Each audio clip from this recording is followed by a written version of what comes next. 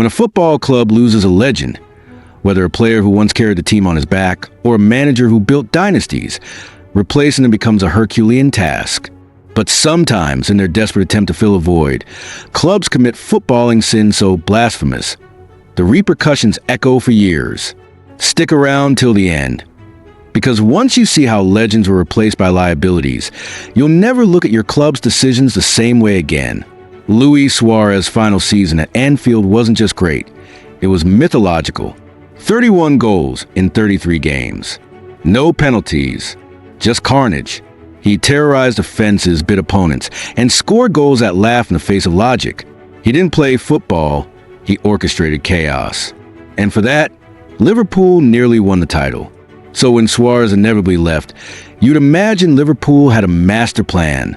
Instead, they brought in Mario Balotelli, a man who once celebrated a goal by standing still because, in his own words, "Why always me?" Balotelli was never a replacement. He was a walking red flag sewn into a Liverpool shirt. Where Suarez pressed with the fury of 1,000 lions, Balotelli strolled like he was browsing for candles in a home decor store. In 16 Premier League games, Balotelli scored once. That's not a drought. That's a desert. Liverpool dropped from title contenders to 6th place. The transformation was biblical in scale, water into wine, but reversed. Balotelli may have had talent once, but by the time he arrived at Anfield, he was a ghost of that promise. Luis Suarez, meanwhile, went to Barcelona and added 198 goals to his name. Liverpool replaced the Predator with a punchline. It wasn't the last time Chelsea spent money, like a confused millionaire trying to fix heartbreak. After Thibaut Courtois departed for Real Madrid, Chelsea didn't just look for a replacement. They broke records for one. They spent £72 million on Kepa Arrizabalaga, a goalkeeper who arrived with expectations taller than his own 6-foot frame. Courtois had been formidable, if occasionally inconsistent, but he had something Kepa never seemed to: composure. Kepa wasn't a goalkeeper. He was a fire hazard in gloves. On his day, he could pull off decent saves, but most days weren't his. In one infamous League Cup final, Maurizio Sarri tried to substitute Kepa for a penalty specialist. Kepa refused, not waved off or politely declined. He flat out disobeyed. That moment didn't just break trust, it broke Chelsea's back. His form plummeted like a failed magician's trick. He was replaced by Edouard Mendy a year later, and Kepa became a £72 million bench ornament. When Real Madrid came calling again, this time in desperation after Courtois injured his ACL, they took Kepa on loan. It wasn't redemption, it was recycling. Sometimes the downgrade isn't on the pitch. Sometimes it's on the shirt. For years, Barcelona refused to stain the front of their kits with corporate greed. They were more than a club. They were Catalonia's pride, the rebels of La Liga, a political statement wrapped in footballing silk. In 2006, they finally put a name on the shirt, but not just any name. UNICEF. Not only did they refuse to take a fee, they paid the charity instead. It was purity in a sport soaked in commercialism. But purity doesn't pay debts, and Barcelona's bills began to pile up.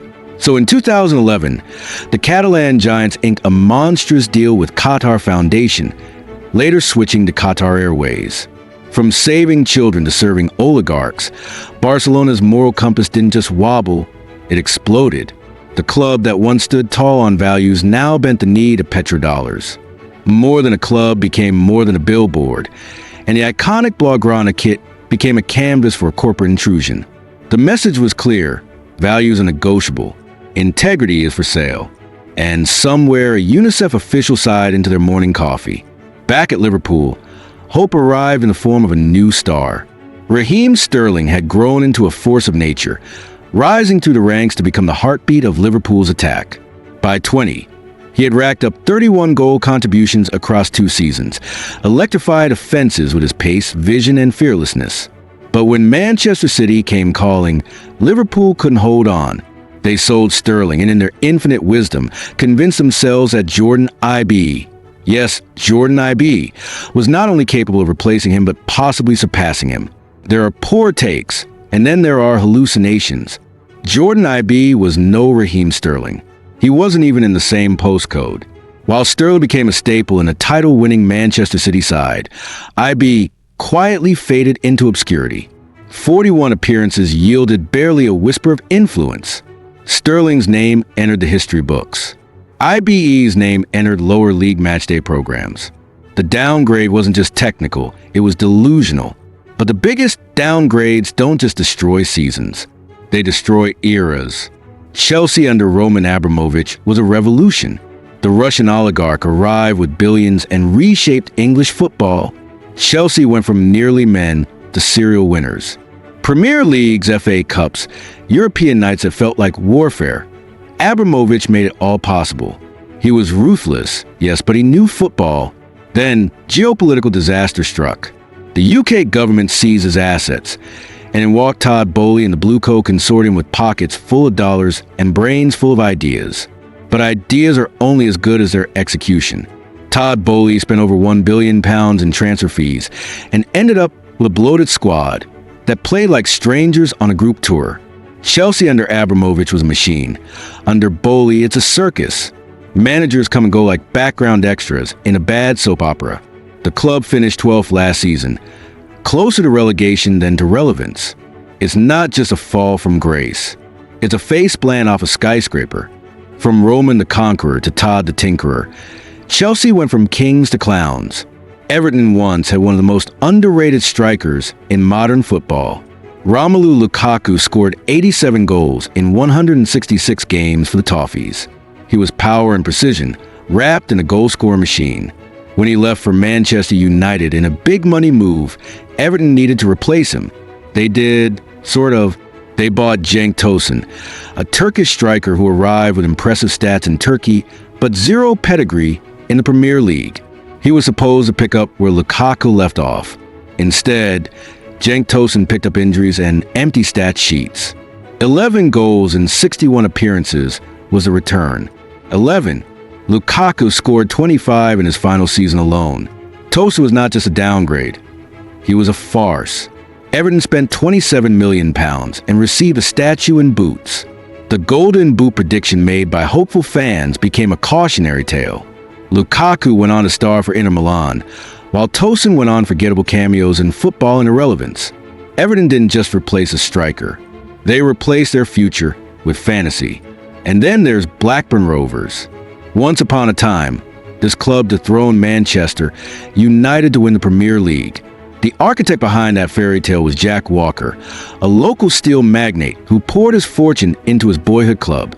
He was ambition personified, buying Alan Shearer, building a title-winning side, and dreaming of even greater things. But dreams die when vultures take over. In 2010, the Walker family sold Blackburn to the Venkies, a poultry conglomerate from India with zero football knowledge and even less common sense. What followed was less a downfall and more an implosion. Sam Allardyce was sacked despite steering the ship steadily. Steve Keane was promoted, seemingly by accident. Key players left.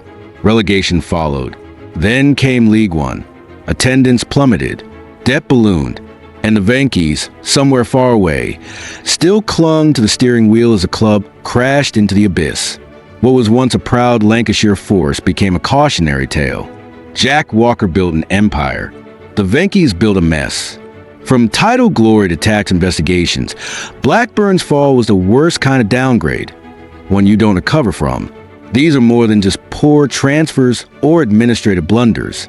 They are collapses of belief, moments when fans lost faith, when dreams turned into cautionary tales. In every case, what was lost wasn't just quality, but identity. Legends departed. Hope followed, and those left behind were tasked with the impossible, recreating what should never have been destroyed in the first place. In football, replacements are inevitable, but when the void is filled with shadows, the consequences are eternal. These 7 downgrades didn't just change squads, they changed stories. And not all stories have happy endings. Which of these downgrades hurt the most? Was it Balotelli for Suarez? Kepa for Courtois? Or the fall of Blackburn under the Venkies? Do clubs ever truly recover when they replace greatness with chaos? Drop your thoughts in the comments. We're here for the football therapy session. And if you're tired of sugar-coated stories, subscribe now, because we dig up the truths others won't touch.